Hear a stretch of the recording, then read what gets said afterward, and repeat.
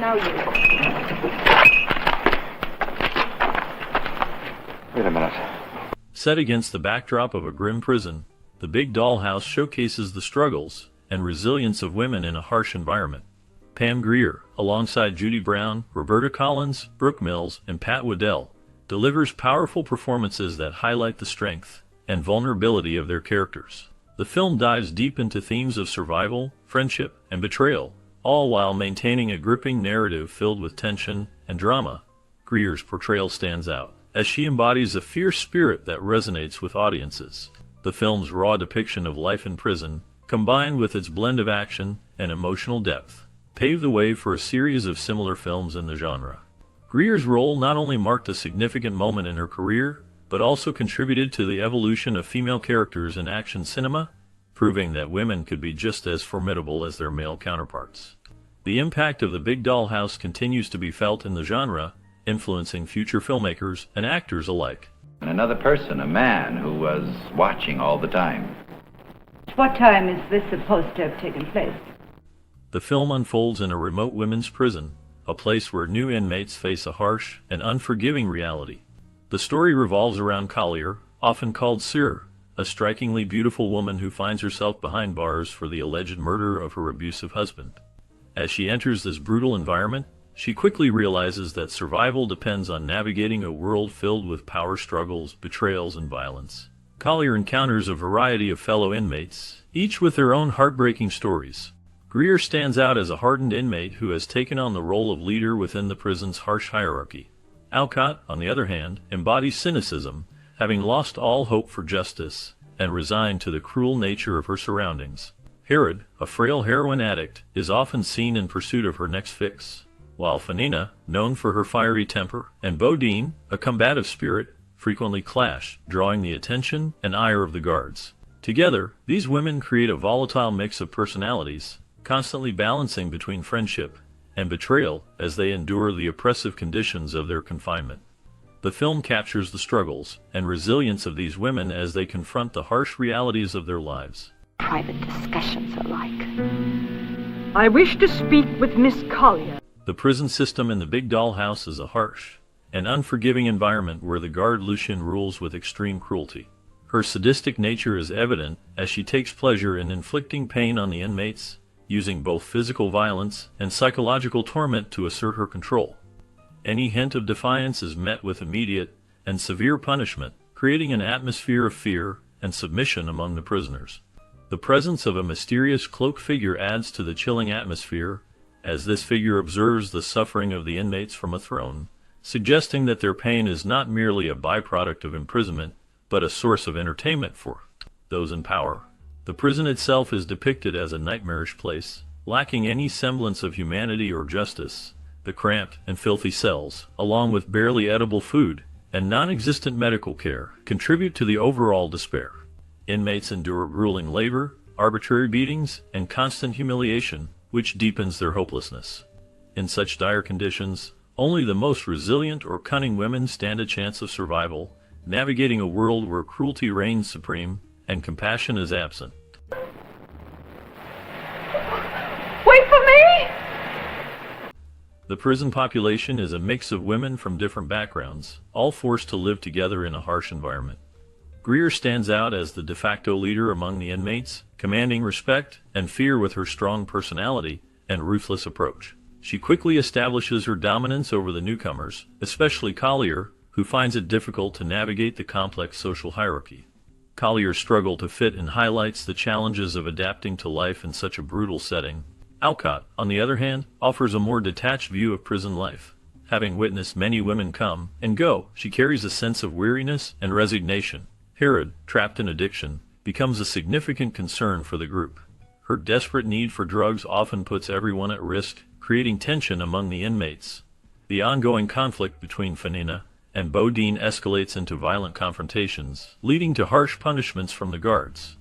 As the oppressive atmosphere under Lucien's rule intensifies, the women begin to understand that their only chance for survival lies in uniting and fighting back against their circumstances. Pretty soon, a girl gets strange desires, and it creeps. Desperation breeds determination among the inmates of the prison in the Big Dollhouse.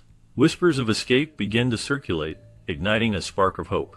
Alcott and Bodine emerge as the leaders of this daring plan, fully aware of the prison's design to keep them confined. They recognize that every system has its weaknesses, and they are determined to exploit them. Their scheme requires precise timing, clever deception, and the cooperation of a few trusted inmates. Collier and Fanina, driven by their shared longing for freedom, agree to join the effort. Even Grier, who usually hesitates to follow others, decides to take the risk. However, the group faces a significant challenge with Herod. Her addiction has left her weak and unreliable, raising concerns that she may not keep pace, or could jeopardize their plan. As the inmates prepare for their escape, tensions rise.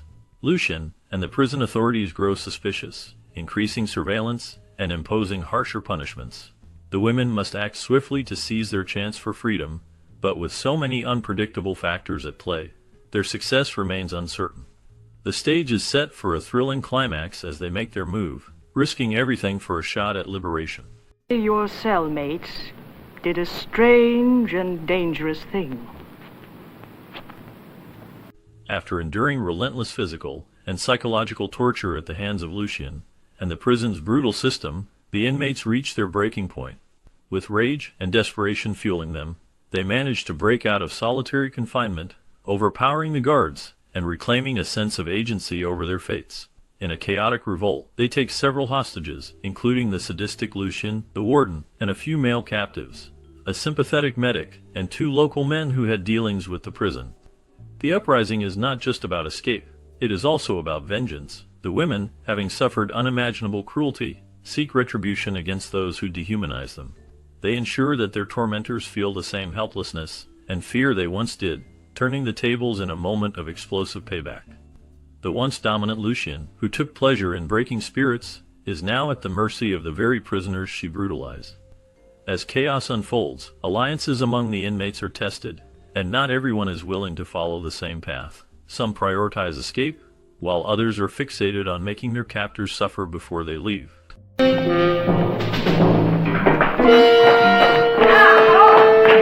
Amidst the chaos of the prison, the women find themselves at a critical juncture in their quest for freedom. The turmoil inside the facility has ignited a fierce desire to escape, but the journey ahead is fraught with danger. Once they break free from the prison walls, they encounter treacherous terrain that challenges their every step. Limited resources force them to rely on their instincts and creativity to navigate the harsh environment.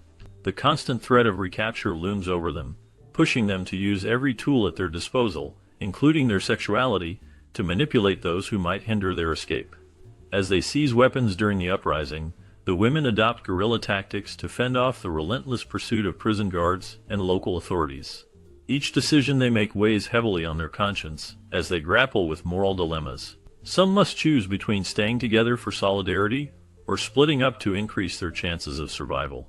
The bonds they formed in captivity are put to the test as the pressures of the outside world challenge their unity.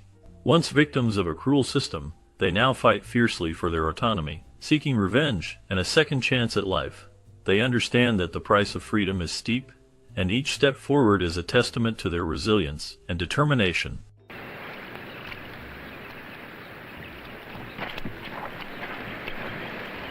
The Big Dollhouse marked a significant moment in exploitation cinema, being one of the earliest and most influential women in prison films produced by Roger Corman.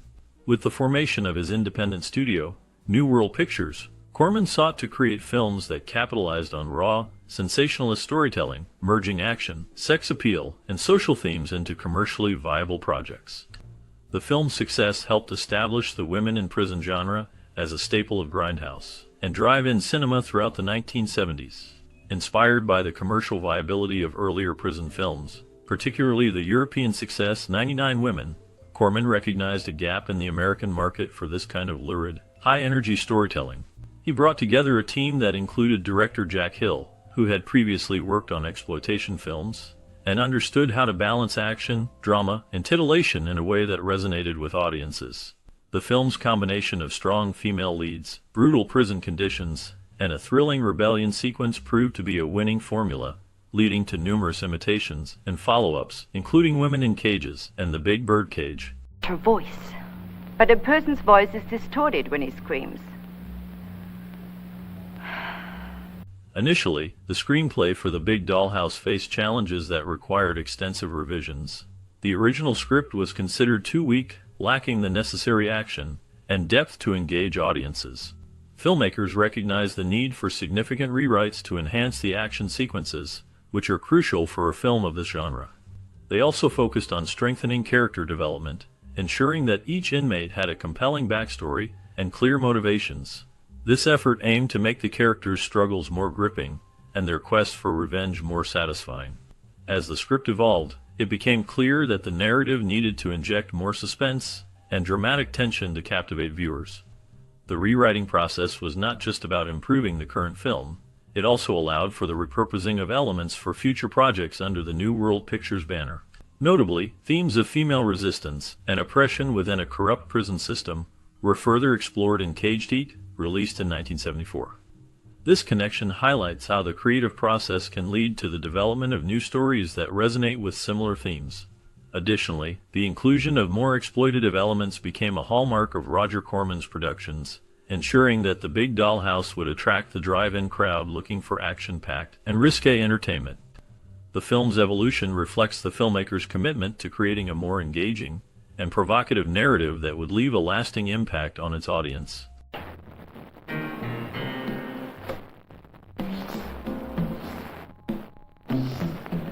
Originally, the filming of The Big Dollhouse was planned for Puerto Rico, a location known for its affordability and tropical scenery, which had attracted other low-budget productions. However, due to logistical challenges and budget constraints, the filmmakers decided to move the shoot to the Philippines. This country would later become a popular choice for American B-movies during the 1970s and 1980s. The decision to film in the Philippines was influenced by financial and practical reasons. The lower production costs allowed the filmmakers to maximize their budget while still achieving the high production value. Additionally, the availability of local crews and actors made the transition smoother.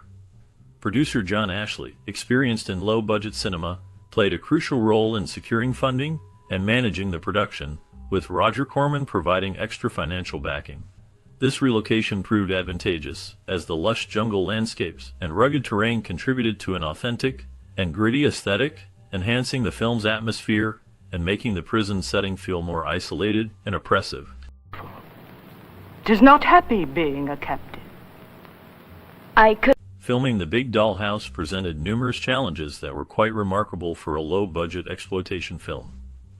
The production schedule extended over 3 months, which was significantly longer than the typical timeframe for B-movies during that period. This lengthy timeline was primarily due to the demanding nature of the film, which included extensive action sequences and elaborate set pieces. The crew faced challenging outdoor conditions, which added to the complexity of the shoot. While interior scenes were filmed on soundstages to maintain control over lighting and ensure consistency, the exterior shots took place in a real abandoned prison. This choice added a layer of authenticity to the film, enhancing the viewer's experience. However, shooting in the Philippines brought its own set of difficulties. The cast and crew had to deal with extreme heat and unpredictable weather, which could disrupt filming schedules. Additionally, the logistical challenges of working in remote locations with limited resources made the process even more complicated. Despite these obstacles, the production team managed to keep everything on track. Jack Hill's direction played a crucial role in maintaining the film's engaging and fast-paced nature, filled with intense action and drama. The Big Dollhouse ultimately became a defining entry in the women in prison genre, influencing many films that followed. Its portrayal of brutal prison life, strong female characters, and explosive action solidified its reputation as one of the most influential B-movies of its time. Early morning vigor. The making of The Big Dollhouse faced numerous unexpected challenges that threatened to derail the film at various points. One major obstacle was a devastating hurricane that struck the filming location, causing extensive damage to the set, and even ripping the roof off the soundstage. This disaster forced the crew to pause production temporarily, as they scrambled to repair the damage while trying to stay within the film's tight budget. In addition to the hurricane, the shoot was marked by frequent delays. Equipment malfunctions, miscommunications, and logistical issues added to the ongoing frustration experienced by the cast and crew. Many crew members expressed their dissatisfaction, noting that nothing seemed to be ready on time, which led to repeated postponements of scenes. Despite these significant hurdles, the production team continued to push forward, motivated by Roger Corman's determination to complete the film within its limited financial constraints. His ability to work effectively under pressure and adapt to the unpredictable circumstances ensured that The Big Dollhouse was ultimately finished, showcasing the resilience of the team involved. You know this brings severe punishment. Although the film faced initial skepticism from Roger Corman due to its raw intensity and overt sexual content, it quickly became a box office sensation. The Big Dollhouse combined elements of exploitative prison drama with provocative action sequences, capturing the attention of audiences. Pam Grier's breakout performance played a significant role in the film's success, as her strong presence resonated with viewers and helped elevate the film's status. With a modest budget of less than $200,000, the film grossed an impressive $3 million in North America, showcasing its widespread appeal. The success did not stop there, as it also earned an additional $4 million internationally, further solidifying its financial triumph. This remarkable profitability made The Big Dollhouse one of the most successful women in prison films ever released. Corman's ability to transform low-budget projects into major hits was highlighted by this film, leading New World Pictures to produce a series of similar films to meet the growing demand for action-packed and provocative genre offerings. Coming soon. Embracing the vibrant culture of the Philippines, Roberta Collins, a key star of The Big Dollhouse, fully immersed herself in the local scene during filming. Her lively personality and adventurous spirit led her to explore the bustling nightlife, where she attended numerous parties and met a variety of suitors. This period became a whirlwind of romance and excitement as she dated several men, enjoying the freedom and thrill of her surroundings. However, her carefree attitude towards relationships took a dramatic turn when two of her lovers unexpectedly encountered each other. The tension between them escalated quickly, creating a charged atmosphere that threatened to erupt into violence.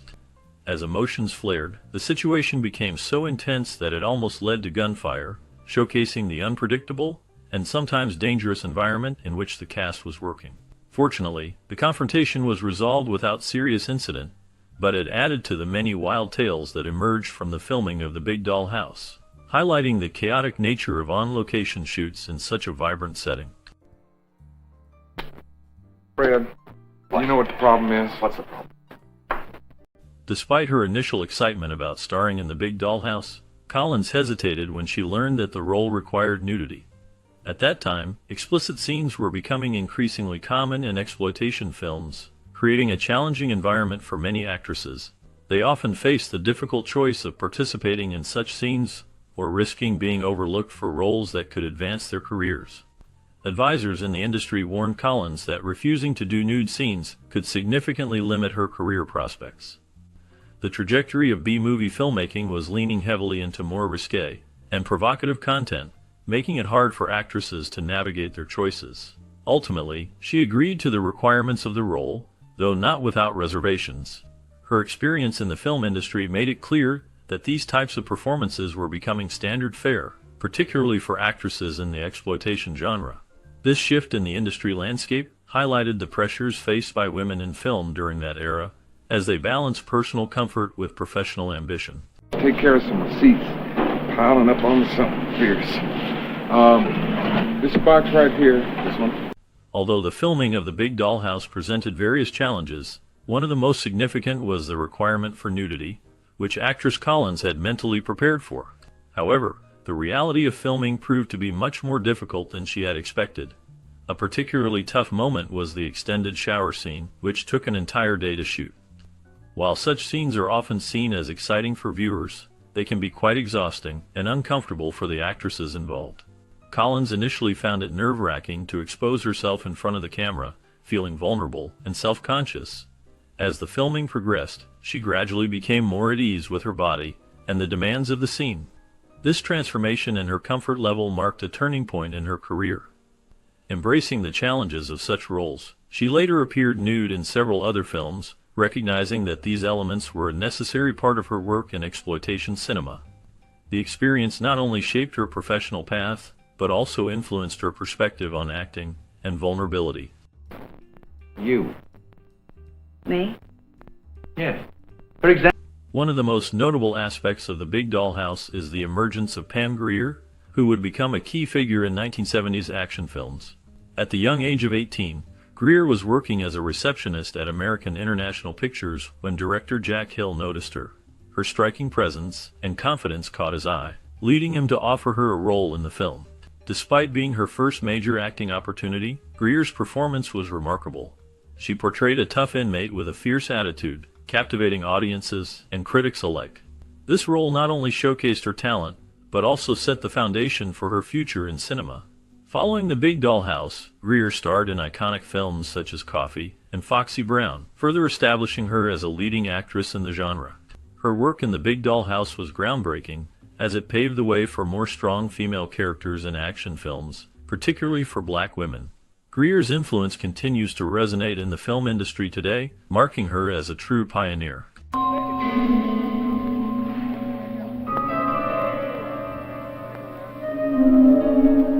Director Jack Hill saw something unique in Pam Grier, an innate strength, confidence, and a commanding presence that made her stand out from the moment she stepped in front of the camera.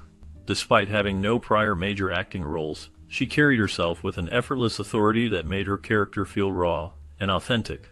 Hill took a gamble on her, casting her in The Big Dollhouse, and that decision proved to be a pivotal moment in both her career and the evolution of genre cinema. Within just 2 years, Grier had risen to stardom, cementing herself as the undisputed queen of the blaxploitation genre. Her roles in films like Coffee and Foxy Brown showcased her as a fearless, no-nonsense action star, a powerful woman who took on corrupt institutions, gangsters, and drug lords with unwavering determination. More than just an action icon, she redefined the representation of black women in Hollywood, proving they could be just as strong, sexy, and commanding as their white counterparts in the industry.